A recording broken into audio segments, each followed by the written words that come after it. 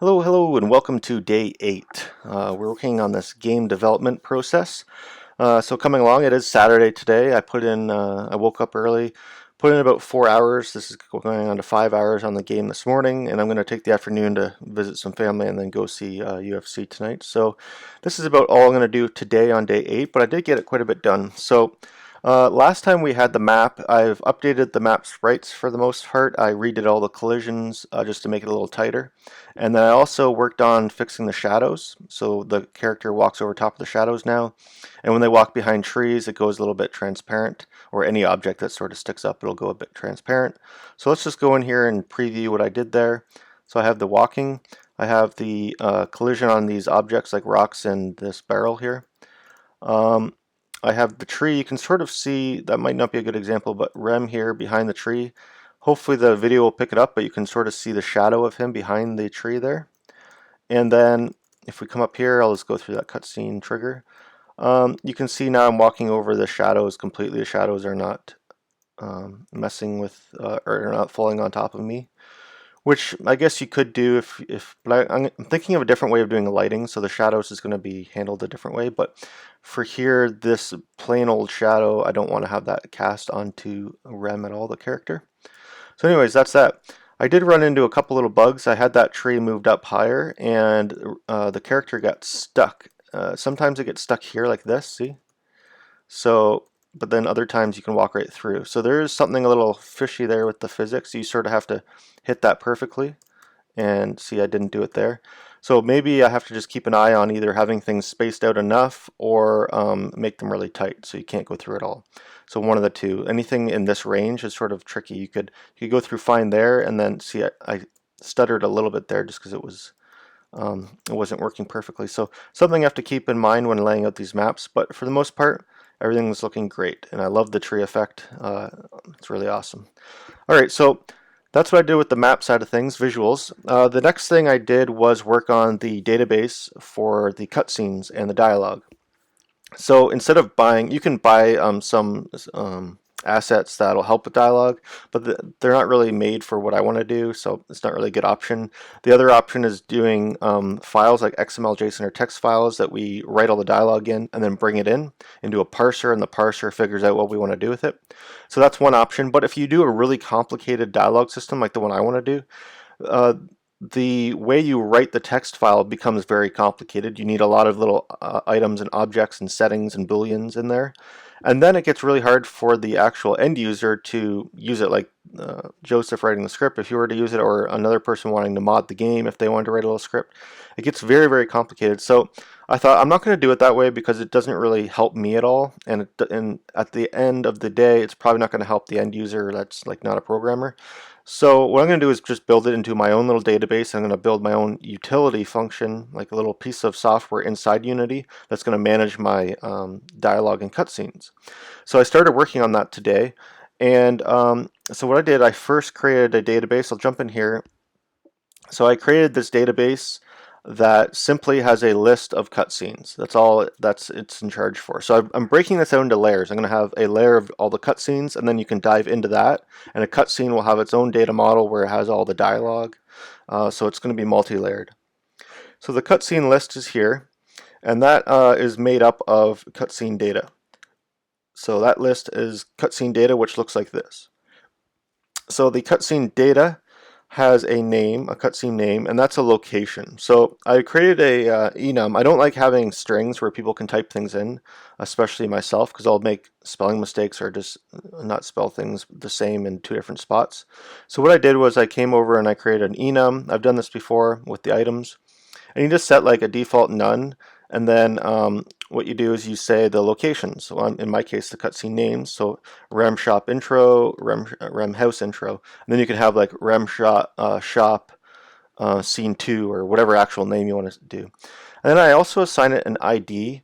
This is automatically done by Unity, but you can also override those IDs with your own.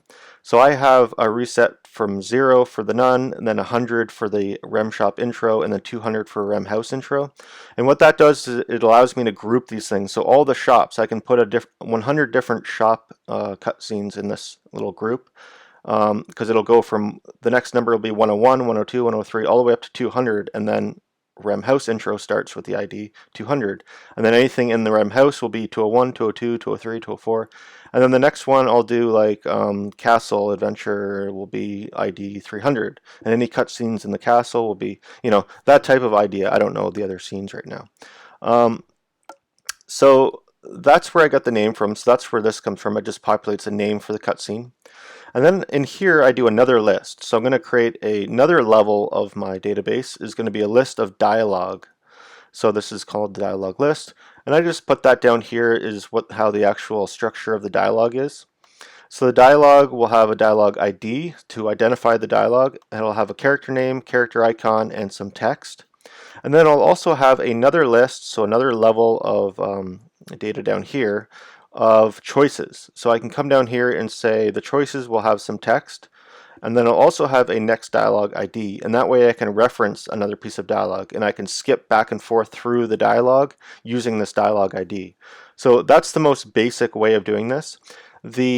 The next step, once I get this functional, the next step is going to have the choices also alter different parts of the global objects. So some global variables will be set based on what choice is made, and that will all have to be figured out inside this choice little structure here. Now, one thing with this database and organizing it like this is I'm using scriptable objects, which means everything that I put in this object must be serializable for Unity to actually be able to move it back and forth between C++ and then C# and the editor. So all of that has to be done in a serializable state, which means I'm sort of stuck with how I can structure this. The way I originally laid it out is using a dictionary, and a dictionary is amazing because I can actually utilize the dialog ID to access it right away. Exactly the object I want to use or the dialog I want to use, I can access using the dialog ID, which is amazing.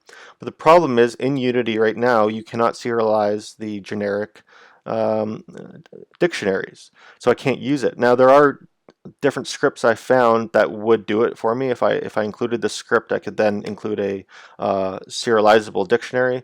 But the problem is I don't know if those scripts are 100% tested to all devices. I know like they used to have problems in the past with serializing lists on iPhone 5s.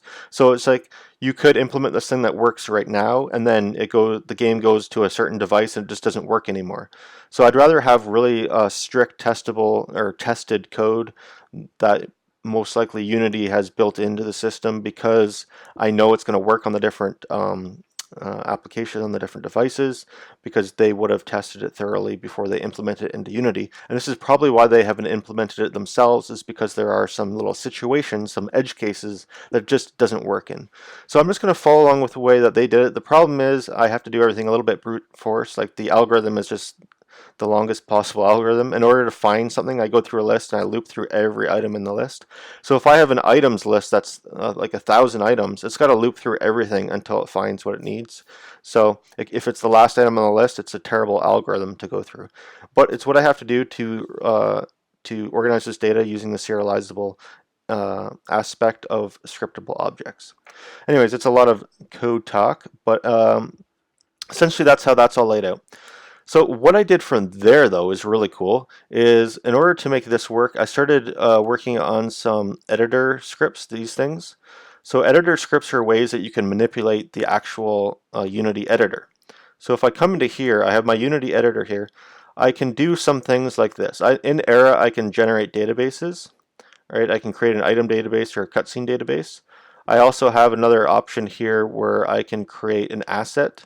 Under create, I set up where I have a cutscene down here where I can generate a cutscene object or an asset this way. But those two ways are sort of, pretty labor intensive, and you can screw things up. So what I then started doing was this window. I started doing my own cutscene editor. So if I click on this, I get this editor pops up. This is all things I've laid out in the script. I'm going to drop down here and dock this and come up here. And I haven't got very far yet, but this morning this is what I've got done. So I have show the cutscene list. I'm going to pop that up. It just pops it into the inspector here. So you can see now I have a cutscene list of size 0, meaning the list has nothing in it. I can open up an existing cutscene list or create a new one. So this is, I don't even know if I want these buttons here, because I might have it just have one cutscene database and that's it. I don't want to have multiple ones around the way that I'm laying this out. So Um, Now that I think about it, this create a cutscene list is probably what I'm doing here, but this doesn't allow me to set the name, so maybe it's not the best idea. Anyways, so I have a couple things here. I can start filling my list of cutscenes, so by clicking add, or if I had them I can delete them, but I'll just add a cutscene. So it adds one and it says cutscene name. I go down and I say what cutscene this is, so Rem Shop intro cutscene. So that's the first one, and then I can add another one for Rem Shop house intro, right? And then I can go back and forth. Missing cutscene data. That's sort of weird. That wasn't doing that before. Okay, so we'll add a cutscene. Cutscene data intro. Done. We'll add another one. There's a bug, I think. Cutscene data. Missing cutscene data. I can add a house. Right? Shop house. Okay, so anyways, I just got to go fix that bug. I'm pretty sure I know where it is. So what will happen from here is once you've selected one of these items, I'm hoping to have another button here where I can add dialogue. So I can just click on add dialogue. I can set an ID, the text, the character, and all that stuff, and then then I can say add choices, and I can add choices to there. And I'll just maybe this isn't the best layout right now. I'll have to see once I get it built how it works. That's sort of what I'm working on. A little bit complicated, but by the end of it, I'm going to have a nice little tool that I can create my own cutscenes and dialogues and make it pretty complicated to fit into the game. And it's all going to be custom, so I'm pretty excited to do that. Anyways, I'll talk to you later, and have a good Saturday.